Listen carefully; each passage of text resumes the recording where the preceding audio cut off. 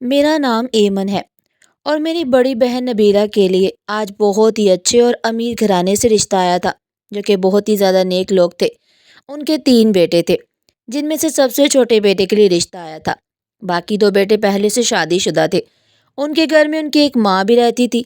मेरी बहन उस रिश्ते के लिए हाँ कह रही थी, लेकिन वो बहुत ज़्यादा परेशान थी। गुंजाइश वैसे भी नहीं होती थी। अगर वो इनकार करती तो वो ज़बरदस्ती उसकी शादी करा देते, क्योंकि पहले 2 बहनों के साथ भी यही हुआ था। लेकिन अब नबीला बाजी ज़रूरत से ज़्यादा परेशान थी। मैं घर में सबसे छोटी थी, मुझे सबसे ज़्यादा फिक्र रहती थी। मैंने बाजी से बार बार पूछा, लेकिन उससे मुझे कोई बात नहीं बताई। शादी वाला दिन जब मैं उसके कमरे में गई उसे जगाने के लिए कि आज उसकी शादी है, कम से कम आज तो जल्दी उठ जाए, मगर मैं हैरान रह गई कि वो बिस्तर पर मौजूद ही नहीं थी।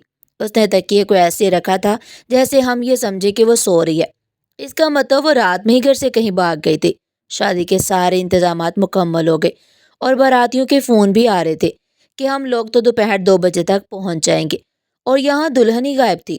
मेरे अब्बा की मोहल्ले में बहुत इज्जत थी। अल्लाह ने उनको 4 बेटियां दी थी, लेकिन फिर भी कभी उन्होंने अपनी बेटियों के बारे में ऐसा नहीं कहा था कि अल्लाह ने मुझे सिर्फ बेटियां दी हैं, हमारे पास बेटा नहीं है। हमने हमेशा उनकी इज्जत रखी। लेकिन मेरी बहन ने जाने क्या सोचा कि घर से भाग गई। वो हमारे लिए खत छोड़ कर गई थी, जिसमें लिखा था कि वो अपनी पसंद के लड़के के साथ जा रही है। मेरे माँ बाप बहुत ज़्यादा परेशान हो गए। उन्होंने मुझे कहा कि मैं दुल्हन बनकर बैठ जाऊं, लेकिन अगर मैं ये कुर्बानी देने के लिए तैयार भी हो जाती तो क्या लड़के वाले इस बात के लिए मान जाते? वो तो मेरी बहन को पसंद करके गए थे। खैर, मैं दुल्हन बनकर बैठ गई। जब तक बारात नहीं आई थी सब कुछ नॉर्मल था। मेरी माँ लड़की की माँ को बुला कर लाई, उनको रो रो कर सारी बात बताई, उनके कदमों में बैठ गई। कहने लगी, हमें माफ़ कर दे, हम बहुत ज़्यादा मजबूर हैं, हमारी इज्जत रख ले, हमारी छोटी बेटी से अपने बेटे की शादी कर ले। अगर बारात वापस चली गई तो हमारी बहुत बदनामी हो जाएगी। मेरी बहन की सास बहुत ही नेक औरत थी, 3 दफ़ा हज पर भी जा चुकी थी। उन्होंने मेरी माँ के कंधे पर हाथ रखा और कहा, बहन आपको फिक्र करने की जरूरत नहीं है, इसमें आपकी तो कोई गलती नहीं है ना, आप फिक्र ना करें, हम आपकी छोटी बेटी को कबूल कर लेंगे और मैं भी अपने बेटे को समझा दूंगी। उन्होंने उसी वक्त अपने बेटे को सारी बात समझा दी। खैर, मेरी शादी हो गई और जल्दी जल्दी रुखसती भी हो गई, ताकि ज़्यादा देर ना लगे और लोगों को बात करने का मौका ना मिले। मेरे माँ बाप ने उनसे कहा कि आपने हमारी इज्जत रख ली है, हमारी बेटी हमेशा आपका ख्याल रखेगी। मैंने भी कसम खाई थी कि जिस औरत ने मेरे घर की इज्जत बचाई है मैं हमेशा उसके साथ अच्छा सलूक करूंगी। मैं उस घर में चली गई। मैं अपनी सास के छोटे बेटे की बीवी थी। उन्हें अपने छोटे बेटे से बहुत मोहब्बत थी। उन्होंने कहा कि तुम्हें परेशान होने की कोई ज़रूरत नहीं है, मेरी दोनों बड़ी बहुएं बहुत ही अजीब हैं। मैं उनको पसंद करके लाई थी, लेकिन उन्होंने अपने रंग ढंग दिखाने शुरू कर दिए थे। तुम उनकी बातें कान से सुनो, दूसरे कान से निकाल दिया करना। ये तुम्हारा अपना घर है। मैं भी बहुत परेशान थी, माँ बाप के लिए भी और अपनी बहन के लिए भी। लेकिन अब मेरी ज़िंदगी शुरू हो गई थी। मैं उस शादी के लिए तैयार नहीं थी। मुझे क्या पता था कि आज मेरी बहन की जगह मेरी शादी हो जाएगी। मुझे लगा मेरी बहन खुद से भाग गई है, मुझे आग में झोंक गई है, लेकिन ऐसा नहीं हुआ। वो तो बदकिस्मत थी जो इतने अच्छे घर को छोड़कर चली गई। चाहे वो किसी महल में भी गई हो, लेकिन ये बात उसके रिश्तेदार कभी नहीं भूलेंगे कि वो भाग कर गई है। कल को अगर अल्लाह उसे बेटी दे तो उसको सब यही कहेंगे कि तुम्हारी माँ अपने घर से भाग कर आई थी। लेकिन घर से भाग जाने वाली लड़कियां इस बारे में सोचती क्यों नहीं? इतनी सी बात इंसान को क्यों नहीं समझ आती? मेरी सास बहुत अच्छी थी। कहते हैं कि जिसके दिल में अल्लाह का खौफ होता है, अल्लाह का डर होता है, वो इंसान बुरा नहीं हो सकता। बुरा इंसान हमेशा वही होता है जो अल्लाह को भूल जाता है। मेरी सास पूरा दिन हाथ में तस्बीह पकड़ कर बैठी रहती, 5 वक्त की नमाज पढ़ती, कुरान पाक भी पढ़ती, घर के मामलात में नहीं बोलती थी। पता नहीं, उनको देखकर मेरे दिल को एक सुकून सा आ जाता था। लेकिन उस घर में रहते हुए मैंने ये बात नोट की थी कि उनकी उस घर में कोई इज्जत नहीं है। उनसे पूछकर कोई काम नहीं किया जाता। यहाँ तक कि उनके बेटे उनके साथ बदतमीजी करते रहते थे। उन्हें शुगर थी, कोई बेटा भी उनके खाने पीने का ख्याल नहीं रखता था। लेकिन आज मैंने घर में चावल बनाए थे। मैंने सास से कहा कि आपके लिए चावल अच्छे नहीं हैं, आपके लिए कोई और चीज़ बना दूँ? उन्होंने कहा, नहीं, मुझे आदत नहीं है, जो बन जाता है मैं चुपचाप खा लेती हूँ। चावल खाने से शुगर थोड़ी ही बढ़ जाएगी। मुझे पता है, लेकिन मैं किसी पर बोझ नहीं बनना चाहती। मैंने कहा, मैं अलग से आपके लिए सालन रोटी बना देती हूँ। सालन रोटी बनाने में थोड़ी देर हो गई। मेरा शोहर आ चुका था, वो कमरे में चला गया, लेकिन मैं पीछे नहीं गई थी। उसने कहा, जैसे ही मैं घर आऊं तो मुझे कमरे में मिलो। میں نے کہا میں آپ کی امی کے لیے روٹی بنا رہی تھی، اتنا غصہ کرنے کی کیا ضرورت ہے؟ میرے شوہر نے مجھ پر غصہ کرنا شروع کر دیا کہ آدھے گھنٹے سے میں آیا ہوں اور تم مجھ سے یہ نہیں پوچھ سکتے مجھے پانی چاہیے یا نہیں؟ جاؤ پہلے میرے لیے کھانا لاؤ۔ میں نے کہا میں تو آپ کی ماں کی خدمت کر رہی ہوں، آپ کو تو خوش ہونا چاہیے۔ میرے شوہر نے کہا کوئی ضرورت نہیں ہے میری ماں کی خدمت کرنے کی، باقی بھابیاں بھی تو نہیں کرتی نا، اگر تم یہ ذمہ داری اپنے سر لوگی تو پھر تمہیں ہمیشہ یہ سب کچھ کرنا ہوگا۔ تم میرے حصے کا وقت میری ماں کو دو گی تو میں خوش نہیں رہوں گا تم سے۔ تم میری ماں کو چھوڑو، وہ خود اپنا خیال رکھ لیں گے، ان کے پاس بہت پیسہ ہے۔ مجھے اس بات پر عجیب لگا، لیکن پھر بھی میں اپنی ساس کی خدمت کرتی تھی، کیونکہ میں یہ بات نہیں بول سکتی تھی کہ انہوں نے ہم پر اتنا بڑا احسان کیا ہے۔ اگر اس وقت وہ انکار کر دیتی اور شور مچا دیتی تو آج ہماری عزت محلے میں 2 ٹکے کی بھی نہ رہتی۔ یہ لوگ دوسرے شہر میں رہتے تھے، اسے میرے کسی بھی خاندان والے کو یہ نہیں پتا تھا کہ اپنی بہن کی جگہ میں رخصت ہوئی ہوں۔ وہ یہی سمجھ رہے تھے کہ میری بہن رخصت ہو گئی اور میں اپنے ماموں کے گھر چلی گئی ہوں۔ میرے ماں باپ اپنی عزت بچانے کے لیے بہت سے جھوٹ بولتے رہے، کیونکہ زمانہ تو ثبوت مانگتا ہے، زمانے کو جواب دینا ہی پڑتا ہے۔ سردیوں کا موسم آ رہا تھا، میری ساس نے سب کو پیسے دی اور کہا کہ جاؤ اپنے لیے نئے کپڑے لے آؤ، لیکن جب وہ پیسے مجھے دینے لگی تو میں نے کہا مجھے پیسے نہیں چاہیے، ابھی تو میری شادی ہوئی ہے، میرے پاس بہت سارے کپڑے ہیں۔ میری ایک جٹھانی نے کہا پھر تمہارے حصے کے پیسے بھی مجھے ہی دے دو۔ اس بات پر وہ ہنسنے لگی۔ میری ساس نے کہا کہ کوئی بات نہیں، یہ ایمن کے پیسے ہیں، جب بھی اسے چاہیے ہوں گے وہ مجھ سے لے گی، میرے پاس یہ محفوظ رہیں گے۔ اس بات پر جٹھانی نے کہا کہ آپ کے پاس تو اور بھی بہت کچھ پڑا ہوا ہے، لیکن پتہ نہیں محفوظ بھی ہے یا نہیں۔ اتنا کہہ کر وہ اپنے کمرے میں چلی گئی۔ میری سب جٹھانیاں مجھے ڈھکے چھپے الفاظ میں طعنے مارتی رہتی تھی۔ میں نے اپنی ساس سے کہا کیوں آپ ان سب کی کڑوی کسیلی باتیں سنتی ہیں، جواب کیوں نہیں دیتی انہیں؟ انہوں نے کہا کہ مجھے جواب دینے کی عادت نہیں ہے، ان سب کی خوش قسمتی سمجھو یا میری بدقسمتی کہ میرا شوہر ان کی شادیوں سے پہلے اس دنیا سے چلا گیا، نہیں تو ان سب کو سیدھا کر دیتا۔ وہ بہت سخت انسان تھا، بس وہ جلدی چلا گیا۔ ساری زندگی پیسے کماتا رہا، جب گھر بیٹھنے کا وقت آیا تو اسے موقع ہی نہیں ملا، تبھی تو یہ بچے اس قدر بگڑ گئے ہیں، اب میری بات بھی نہیں سنتے۔ اسے میں ان کے معاملات میں نہیں بولتی، لیکن ایک بات تھی کہ میری دونوں جٹھانیوں کے ہاں ابھی تک اولاد نہیں ہوئی تھی، ان کی شادی کو 4 سال ہو چکے تھے۔ میں اپنے شوہر سے چھپ کر اپنی ساس کی خدمت کیا کرتی تھی کہ کہیں اسے پتہ نہ چل جائے، لیکن ایک دن وہ اچانک گھر میں داخل ہوا، تب میں اپنی ساس کے پاؤں دبا رہی تھی۔ میری ساس نے مجھے کہا فوراً اپنے کمرے میں چلی جاؤ، نہیں تو میرا بیٹا تمہیں مارے گا۔ میں کمرے میں گئی تو میرے شوہر نے کہا تم اتنی چلاک لگتی تو نہیں ہو، لیکن تم بہت زیادہ چلاک ہو۔ میں نے کہا کیا مطلب؟ اس نے کہا تم میری ماں کی خدمت اسی لیے کر رہی ہو نا کہ تمہیں بھی پتہ چل گیا ہے کہ ساری جائیداد کی وارث وہ اکیلی ہیں اور جلدی اپنی وصیت لکھنے والی ہیں۔ میں حیران رہ گئی۔ اس بات پر میں نے اپنے شوہر سے کہا ایسی کوئی بات نہیں ہے، آپ کو پتہ ہے انہوں نے ہم پر کتنا بڑا احسان کیا ہے؟ میرا شوہر اس بات کو ماننے کے لیے تیار ہی نہیں تھا۔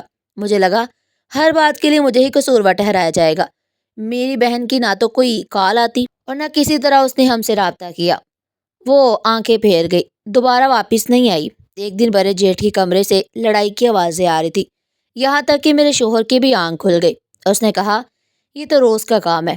اگلے دن تینوں بھائی باہر بیٹھے تھے، مجھے چائے بنانے کا کہا، میں چائے بنا کر لے گئی۔ میں نے سنا کہ وہ سوصیت کے بارے میں باتیں کر رہے تھے۔ شام کو وہ سب میری ساس کے کمرے میں چلے گئے اور ان سے بحث کرنے لگے۔ انہوں نے کہا میں تو مر نہیں رہی جو اتنی جلدی وصیت لے کر چلی جاؤں۔ تم لوگوں کو شرم نہیں آتی اس طرح کی بات کرتے ہوئے؟ سب کچھ تم لوگوں کا ہی تو ہے۔ جیٹھ، دیور اور دیورانیاں یہی کہنے لگے آپ اپنی زندگی میں ہمارا حصہ لکھ کر دیں، نہیں تو بعد میں بہت مسئلے بنیں گے۔ ابھی تو آپ کے دستخط کرنے سے سب کچھ ٹھیک ہو جائے گا، بعد میں 1000 قسم کے مسائل ہوں گے۔ ابا ہوتے تو ابھی تک یہ سب کچھ کر چکے ہوتے۔ میری ساس نے کہا ابا ہوتے تو تم سب کے منہ پر تھپڑ مارتے کہ میں ابھی زندہ ہوں اور تم لوگوں کو وصیت کی پڑی ہے۔ میں گھر چلا رہی ہوں، تم لوگوں کی بیویوں کے سردی گرمی کے کپڑے بنواتی ہو، گھر میں راشن میرے پیسوں سے آتا ہے۔ تم لوگوں نے کبھی 1 روپیہ گھر میں خرچ نہیں کیا۔ پہلے 40,000 میں یہ گھر اچھا بھلا چلتا تھا، اب 1.5 लाख میں بھی گھر نہیں چلتا۔ میری ساس کوئی ان پڑھ عورت نہیں تھی، پڑھی لکھی ایجوکیٹڈ تھی۔ انہوں نے بات صاف صاف کر دی۔ بیٹے خاموش ہو گئے۔ میں اس معاملے میں کچھ بولنے لگی تو میرے شوہر نے کہا تمہیں زیادہ بولنے کی ضرورت نہیں ہے، میرے دوسرے بھائیوں کی بیویوں کو دیکھو، ہر بات میں ان کا ساتھ دیتی ہیں، اور تم میری ماں کی نوکرانی بن کر بیٹھی ہو۔ ایسا لگتا ہے کہ شاید تمہاری بہن تم سے زیادہ سمجھدار تھی۔ ہم اسی بات کو لے کر ایک دوسرے سے بحث کرتے رہے۔ اس گھر میں آہستہ آہستہ مسائل بڑھنے لگے۔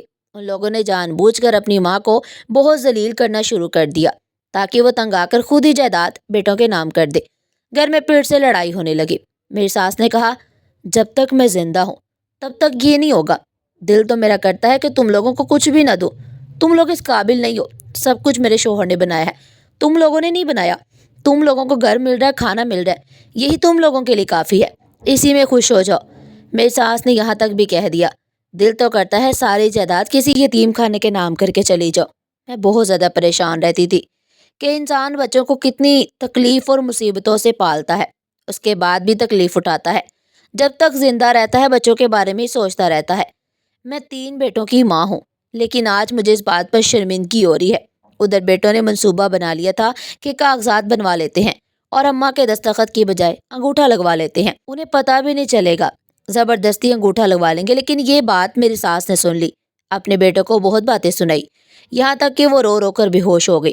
انہوں نے کہا کہ میری اولاد ابھی اس حد تک گر گئی ہے کہ وہ ہر حد پار کر سکتی ہے، ان کی بیویاں دن رات ان کے دماغ خراب کرتی ہیں۔ میرا شوہر بھی انہی کی بات سنتا تھا۔ میری ساس نے کبھی کسی بہو کے ساتھ کوئی بدتمیزی نہیں کی تھی، کوئی بری بات نہیں کی، پھر بھی وہ سب ان کی دشمن بنی ہوئی تھی۔ یہ سوچ کر مجھے بہت برا لگتا تھا۔ ایک رات گھر میں بہت لڑائی ہوئی، سب نے اپنی اپنی حد پار کر دی۔ آج تینوں بیٹوں نے اپنی ماں پر ہاتھ اٹھایا تھا۔ میری آنکھوں میں آنسو آ گئے۔ میری ساس کی طبیعت خراب ہو گئی۔ میں ان کی طبیعت کا پتہ کرنے کے لیے گئی، انہوں نے کمرہ اندر سے لاک کر دیا تھا۔ میں نے سوچا شاید وہ بہت زیادہ پریشان ہے، میں نے انہیں تنگ کرنا مناسب نہیں سمجھا، میں بھی جا کر اپنے کمرے میں سو گئی۔ جب سے میری ساس کو پتہ چلا کہ ان کے بیٹے اس حد تک گر چکے ہیں، وہ بہت زیادہ اداس رہتی تھی، کسی پر بھی بھروسہ نہیں کرتی تھی سوائے میرے۔ ایک دن میرے شوہر نے کہا کہ اماں تم پر بہت بھروسہ کرتی ہے، ہمارے یہاں سے پانی لے کر بھی نہیں پیتی، تم انہیں کسی طرح بے ہوشی کی دوا دے دو تاکہ ہم ان سے انگوٹھا لگوا لیں۔ میں نے کہا میں ایسا بالکل بھی نہیں کروں گی۔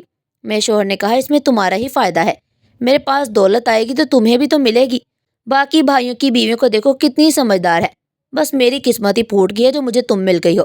بس کرو یہ دکھاوا کر کے تمہیں کچھ نہیں ملے گا، وہ تمہاری ساس ہے اور ساس اور بہو میں کبھی بھی دوستی نہیں ہو سکتی۔ میرے شوہر نے مجھے پہلے بہت پیار سے سمجھایا، میں نے صاف انکار کر دیا، پھر اس نے مجھے دھمکیاں دینی شروع کر دی کہ میں تمہیں طلاق دے دوں گا۔